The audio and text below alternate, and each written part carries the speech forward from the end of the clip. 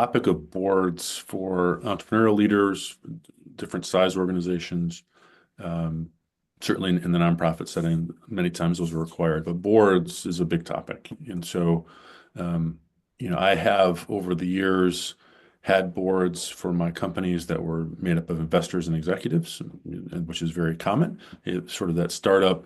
You have the key investor or investors represented on the board. You have the CEO and maybe co-founders on that board. Uh, uh, I've done that. I've done advisory boards where we've had, attorneys, CPAs or other finance people, technology, and then other business owners from different industries, all to give insights and advice. Can be pretty informal, meaning it can be just you're named on the advisory board, and I call you up when I need a specific question answered. It could be we get the advisory board together infrequently, once or twice a year, maybe even quarterly. And then you get into conversations about compensation or not. And so the advisory, there's investor-based advisory could be the same. Those could merge. And then also over the time had more governing boards where we actually were setting policy, hiring CEOs, setting compensation, really helping to protect and direct the organization for a long time in the future. Those governing boards have a lot of additional fiduciary responsibilities, and you should have insurance for those and all those types of things. So over my career, I've been on different boards like that. I've had them for my organizations and served on them for others. All of those have given me rich experience as a leader and helped me see different ways of getting things done. I think that for any leader, I would say, if you take a step back from the word board, when we're trying to navigate and grow a business, grow a business, take it to the next level, do something impactful and special,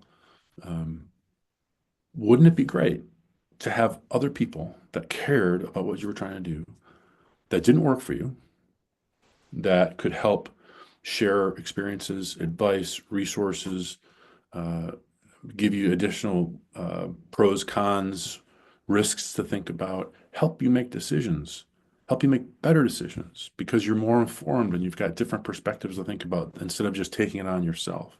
Wouldn't it be great as a leader to have additional people working alongside you, supporting you, and sometimes holding you accountable?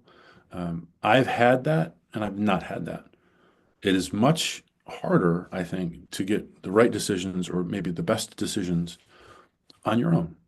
Many leaders just trust their gut, they trust their experience. Hopefully, there's some data involved, but they are making the decision. Now we've got so many tools with AI and the ability to ask questions through social and get feedback. We've got lots of different ways to get input, and so much of that input can be noise. So to have a group of people that really understand your organization, what's relevant to you, what the opportunities really are, what the needs really are, that could be a board for you. And so then to think about how to structure it, how to get that to be helpful. Can I afford that? Do I need to pay them for that? All of those types of questions are what, Capricorn leadership and what I am now starting to help clients sort out. I'll give you a quick example. If I'm a founder of a business, maybe I've got a partner, we've been doing this for 10, 15, 20 years.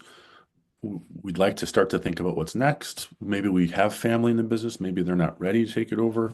Maybe I don't have a succession plan because many leaders don't.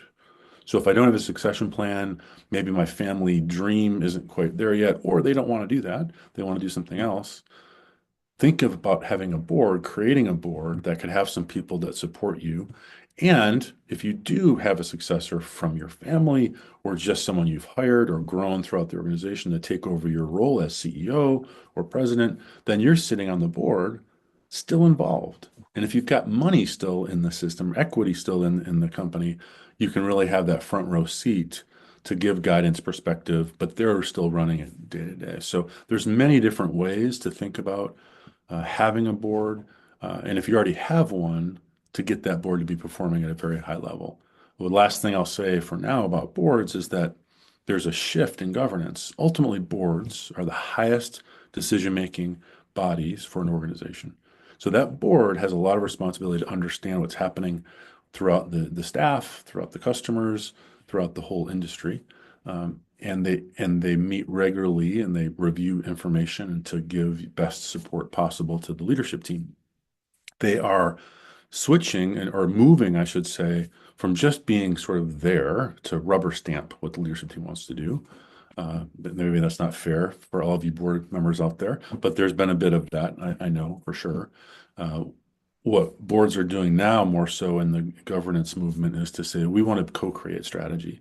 We actually want to be involved in some of those decisions. We want to really support you in your next acquisition or your next channel that you're going to create, the next product you're going to launch, and understand that and help guide you through that. A lot of boards are really being held accountable for cultural things now, especially on the public board side. So how do we really get our boards more involved without it being too much? So understanding what those boundaries are, navigating that, that's something that I'm starting to help companies do. And it's just really rewarding work because it completes this CEO in the center, helping that CEO develop, grow, lead well their executive team, and then their whole organization, as well as the board of either advisors, investors, or that governance board to help that CEO make the best decisions possible for the organization. So it's really rewarding work, and it's a lot of fun.